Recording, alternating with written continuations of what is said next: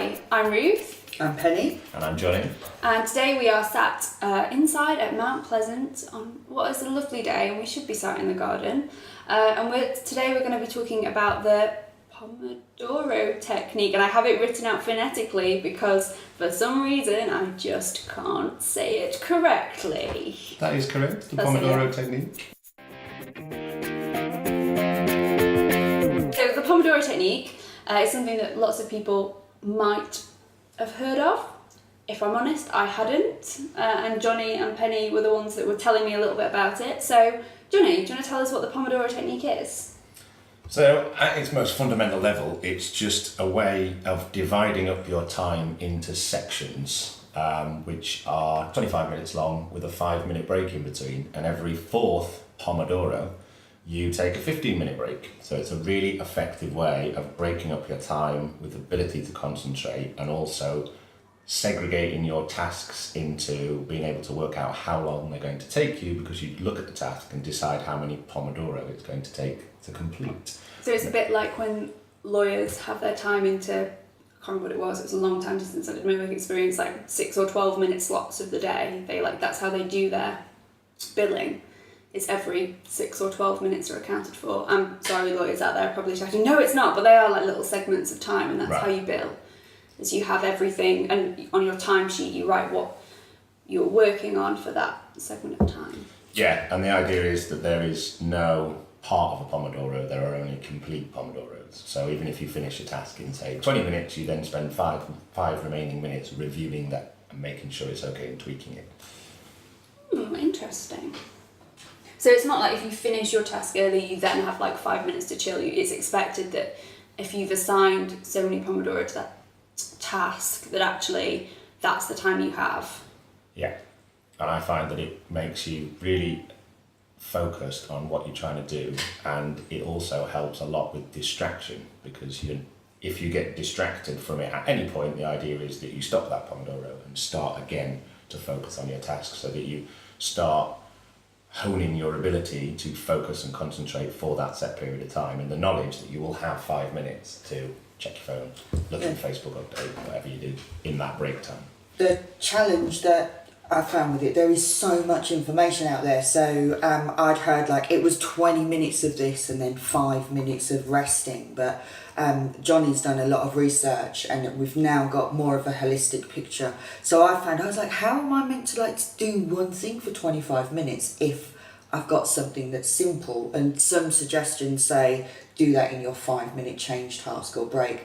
Other suggestions say no, it's a complete 5 minutes of sort of like going on Facebook, the things that normally take you away and distract you. It's like permitted distraction. Playing Pokemon Go. Yeah, so now when I do it, I estimate these are the things that, yes, Pokemon Go, legitimately do Pokemon Go. In your 5 minutes? In your 5 minutes.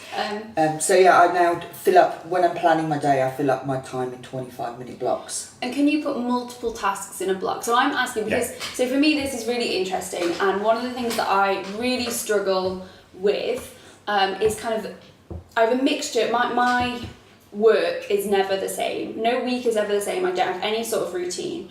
But what does appear regularly in my schedule are kind of admin days or half days where I'm expected to, I'm planning to do maybe sitting down and answering emails or writing something, or those tasks that have to be done at a desk, or, do you get what I mean? Because I do a lot of travelling and I go into a lot of meetings, and it's kind of getting that stuff done, and I have a number of days, hopefully if I've planned my diary well, enough space to get those tasks done, and I allocate them to those days as it was. But one of the hardest things is not getting distracted or getting them all done, and sometimes, yes, towards the end of the day suddenly I become massively productive because I'm like, right, I want to be finished by 6, so the last hour I suddenly get half my day's work done.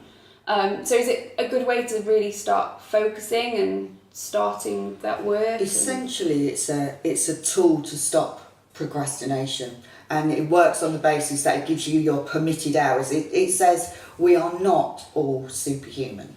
So to say I am not going to go on Facebook, or I am not going to play Pokemon Go, or quickly check my messages, or deviate from the things that I said that I was going to do, this is a way of actually It's a bit carrot and stick. The stick being you must work solidly for 25 minutes, but that's also important because you get into flow. And then the 5 minutes is your state change. Yeah, because I think one of the things I often get distracted from is when I'm having one of those admin days, I'm like fully connected in the sense I'll have my laptop and my phone and I'll be constantly checking my inbox because one of my aims is to get my inbox down. So if anything else comes in, if a certain message comes in halfway through the morning, that can be the morning lost because I'm backwards and forwards or I'm trying to sort that out. And that can often mean that I'm distracted by something that could wait till later. And I'm trying to look at how I deal with those distractions in my inbox because Dave Copeland wrote a very interesting book about the way we communicate and work and spoke about how email is probably not the most efficient way, and actually if someone wants to get hold of you and it's urgent, they will call. Now, I would say currently in my systems of how people get hold of me, that's not 100% the case, but I think he's right. A lot of times if you're emailing someone, you're not expecting an answer within 5 minutes. If you are, you'll call that person. And I think that's something that I always keep having to remind myself when I put my emails as the top of my to-do list, is that actually these aren't necessarily the most urgent correspondence that I'm getting. Definitely, yeah. I mean, obviously there is kind of this expectation that you're supposed to reply to emails really, really quickly, but the reality is you end up replying to them and effectively having a broken conversation, often with more than one person involved, and the conversation that effectively ensues over a half a day or a couple of days, you could have done in a 2-minute phone conversation, and it is almost laziness because we're just so entrenched in the habit of firing off a quick email. There's nothing actually quick about it.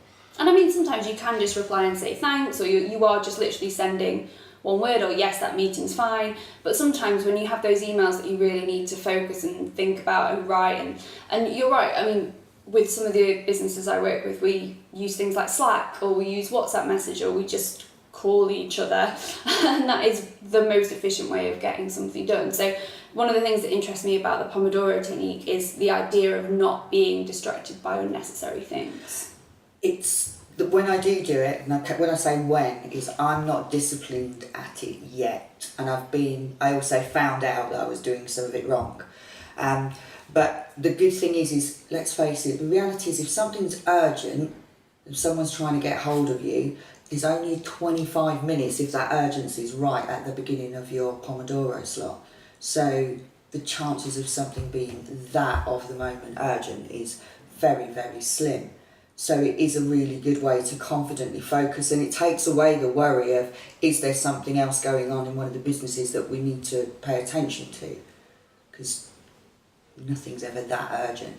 I think that's definitely the key to it that I've found, is that regardless of what's going on or how much pressure there is on, whether it be a deadline or something that you're focusing on, is that 25 minutes, I know the world can change in a lot less time, but let's be honest, we're not all that plugged into it that it's going to have that detrimental effect.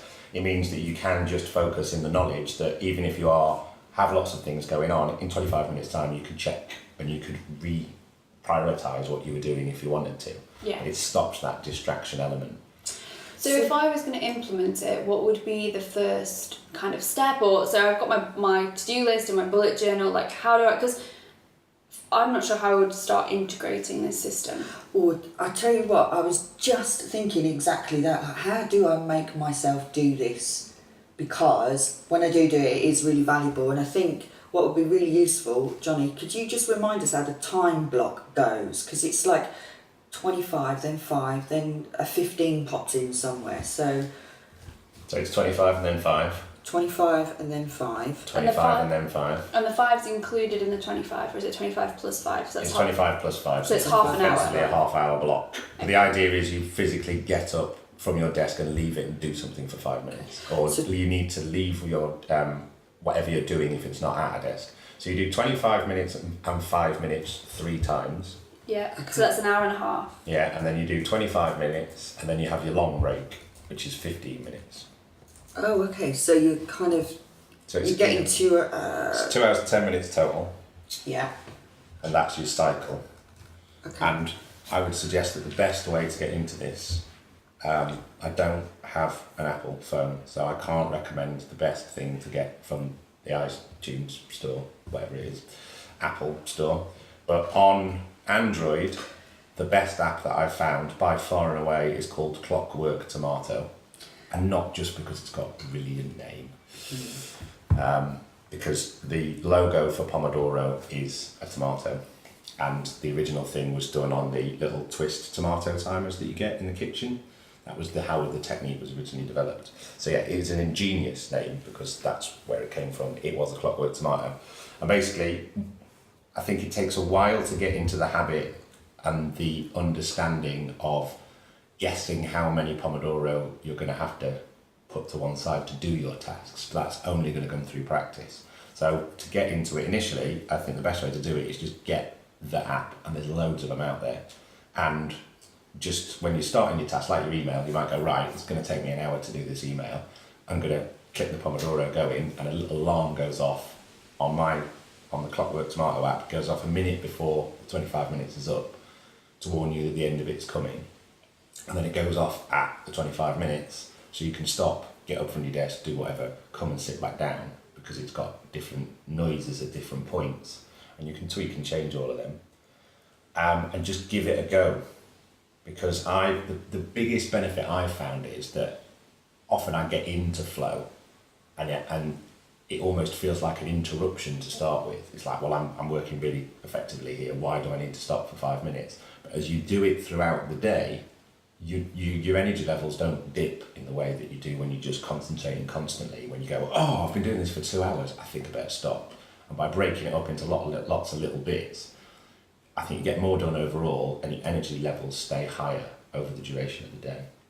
Whereas, so on the iPhone, there's tons of apps. However, and I've downloaded them. There was a couple that I paid for. But what I found out was that it's just another app interfering, whereas what I use in conjunction with my bullet journal is Wunderlist and something called Alarmed, which I think is like $2.99 or something on the iPhone store for the upgraded version, but to test it out. And I've programmed in there my Pomodoro, so there's a system in which you can put your regular alarms, you can say when you want it to start to and from, but you can put in multiple alarms or sleep phases and stuff. So check out Alarmed, and I found exactly the same thing. When I do what the way Johnny says, I concentrate when I think I'm concentrating and don't want to be interrupted by a break, my energy will dip in the afternoon. And it's the sort of thing that you can do for part of a day. Like, you don't have to do this every day. You can do it when you've got like a office day, or do you know what I mean? You can do this for smaller sections. It doesn't have to be done every day to make it work. Is that right? Very much so, yeah. I mean, if you're having a meeting with someone, you don't have to sort of stop 25 minutes. Sorry. Excuse me, I'm off. I'm Pokemon See you in 5. It's my 5 minutes. I wonder if there is a Pokemon. I was going to say Pokemon meeting challenge. Pokemon is. I'm obsessed. Sorry. If there is a Pomodoro way of meeting, that would be quite interesting. Well, just fit it into 25 minutes. Why does a meeting need to be more than half an hour? Wow, yeah, that's a good point. Standing meetings, that'll shorten. Put your whole life into 15-minute blocks. 25-minute blocks. No. Much quicker meetings in 15 minutes. So what would you say is kind of the most important thing that you've learned, or the most important thing if you're getting started? Like, what's the thing that people can take away from this and do straight away? Well, like we said, there's the apps there, or obviously there is the original way of doing it just with a timer. I mean, most things have a timer or a stopwatch on them nowadays. You can do it with any of them. The original kitchen timer, which I believe come in different fruit and veg shapes, well as the actual original tomato. Obviously, you just twist it to the point, an alarm goes off, you stop, you do your thing. But it's that, and we don't need to go into it now, but the actual chemical release that you get from checking your Facebook or feeling like you're missing out on something is actually an inbuilt hardwired response. FOMO, fear of missing out. Yep. And love a good acronym. And by putting that in a section that you know is not very far away, I think the tangible benefits of that are the most significant, because you stop worrying that you're going to miss out, because you know you can check. And when you're trying to concentrate without a framework, and you just sit there going, right, I've really got to focus on this, and I've got to focus on it till I get it done, but it's a really big or complicated task, or like you were saying about your admin stuff, there's a load of it to do, I've just got to get through it, I've just got to focus on it. You just go, right, I'm focusing on my next 25 minutes. Yes. So I think you could, like, easily now, people don't need to go away and research anything. There's the timer on the phone. So if we just remember 4 25-minute sessions, the first 3 followed up by a 5-minute, do whatever you fancy doing, and then a 15-minute, that's something that someone can try immediately, like now, switch off and give it a whirl, and then come back and see if what they're discovering is the same as what we discover. Yeah, I think I'm going to give it a go. I think I'm going to kind of sit down probably tomorrow and start off my day like that. Definitely, and obviously it, from a previous podcast, it fits with the, so I've got my bullet journal, and I literally, in listing my tasks and then prioritising them, I draw a little tomato or 2 tomatoes or 3 tomatoes next to the task. And that also very quickly helps you do that, stop yourself doing that thing where you go, oh, I've got this massive to-do list to do and I'm going to fit it all into a day, by segregating it out into Pomodoro, and you go, oh, I've got 38 Pomodoro today. It's just how, well, there aren't that many Pomodoro stroke minutes in a day, therefore I need to rethink what I'm prioritising here. When you do, because I use bullet journal as well, so when you put your tomato in that, that's actually representative of half hour, is it? Is it the 25-minute work and the 5-minute break? Yeah. Because you can't do one without the other. See, I love a good timetable. If there's anything that I have to get done by a certain time, I always work back and actually give it a slot to work in. And I think this is going to be really interesting to see, because essentially that's this, but just working forward. So yeah, I just go through what might be a priority and then put, so that was me first part of my day, and I went, right, well there's 5 Pomodoro, it's going to take me that long. John is showing us his bullet journal. Yeah, right for now. because it works really well on a podcast, people. Yeah. Well, yeah, we can put pictures on the Bullet blog. journals So made for radio. there's 2 for the launch event we were working on there, another one there for updating a client on where we were with a day's training, and then a couple of bits working on Breathe. So that was 5 Pomodoro, and when you sit down first thing in the morning, it's like, right, well that's 2.5 hours. That's going to take me up to a point where I'm probably going to have to check my email and look at things, because I'll need to work out what the rest of the day, you don't necessarily need to plan your whole day. Yeah, you can take it in sections. Yeah. Nice. But that's then your next 2.5 hours sorted as your priority, and you can, which I suppose is a little bit cheaty because I'm putting tasks together, but if one of them didn't take as long, you know what you're going on to next. You're still focusing for your 25 minutes. I've just realised, so is it 4 Pomodoro or 5 Pomodoro per cycle? Effectively 4. 25 Right, 5, yeah. 25 5, 25 5, 25 15. Yeah. And then you go back to your 25 5. And then lunch, right? You can add lunch in. Well, that's how you've got to hone you He's into, lunch Hone at your eating 15. hey, into 15. I can definitely eat a lot in 15 minutes. It's perfect for grazing. I think I'll be fine. Fantastic. So yeah, try the Pomodoro technique. Let us know how you get on. Yeah, check out the links below. And yeah, enjoy. Give us some feedback as to what you found worked for you. And we'll be back with a 2nd edition that you can join in the conversation. Yeah, hopefully I'll give it a go and come back and tell you how wonderful or awful it's been. So that's the Throw Starfish podcast for this time. Obviously find more podcasts on thethrowstarfish.com. You can find us on Twitter, Facebook and Instagram by searching for Throw Starfish, and all the usual links to the things that we've been talking about are below. Until the next time, it's goodbye from me. Goodbye from me. And goodbye from me.